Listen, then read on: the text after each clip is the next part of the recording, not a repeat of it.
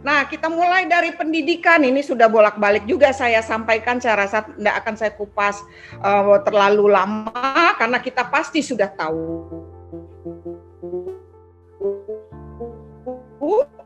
bahwa di dalam undang-undang ini pendidikan vokasi yaitu program Diploma 3, ada pendidikan akademik yaitu sarjana atau setara sarjana, itu sarjana terapan. Kemudian pendidikan magister kebidanan dan doktor kebidanan. Itu sudah kita siapkan ruangnya, roomnya, kamarnya sudah ada. Walaupun pendidikan doktor kita belum realisasikan, tapi udah ada kamarnya. Satu waktu kita butuh, kita punya kamarnya, bisa kita kembangkan.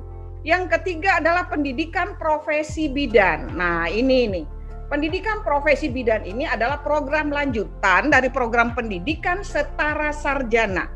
Tadi sarjana ataupun sarjana terapan, ya.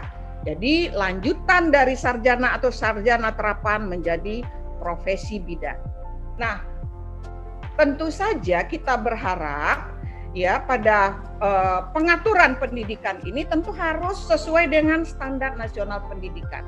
Ini standar nasional pendidikan kebidanan sedang berproses di Dikti, untuk finalnya sudah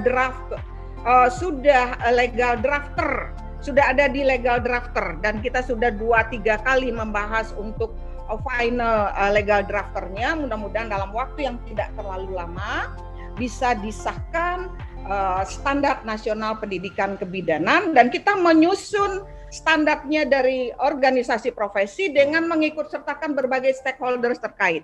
Apakah itu Kementerian Kesehatan, Kementerian Pendidikan, teman-teman dari institusi, dari asosiasi institusi, dari forum-forum jurusan, dari teman-teman praktek mandiri, rumah sakit, puskesmas, itu juga sudah kita libatkan. Ya, utamanya kalau pendidikan kita memang lebih mendekat. Kemarin kita membahasnya bersama PPSDM, Dikti, dan asosiasi institusi pendidikan serta forum-forum jurusan pendidikan kebidanan. Nah, tentu saja dalam proses pendidikan tentu harus dicapai standar kompetensinya. Bukti pencapaiannya dilakukan uji kompetensi.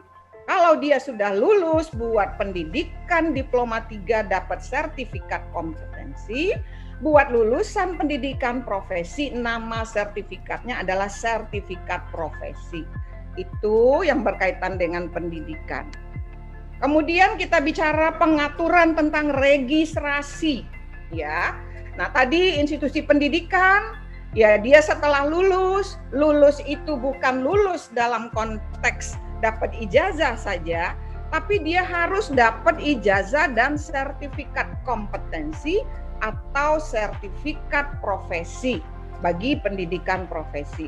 Tentu semua ini dilakukan melalui mekanisme uji kompetensi.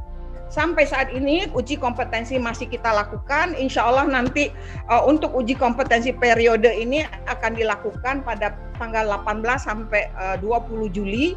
Mungkin teman-teman dari institusi pendidikan sudah terpapar, ya. Kita melakukan UKOM secara computerized based test, ya. Sedang dalam persiapan sekarang.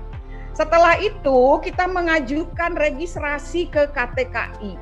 Nah, nih di KTKI ini nanti akan ada yang namanya konsil kebidanan. Sekarang dalam proses penyusunan anggota konsil kebidanan. Kemudian setelah mendapat registrasi, bidan sudah punya yang namanya surat tanda registrasi bidan.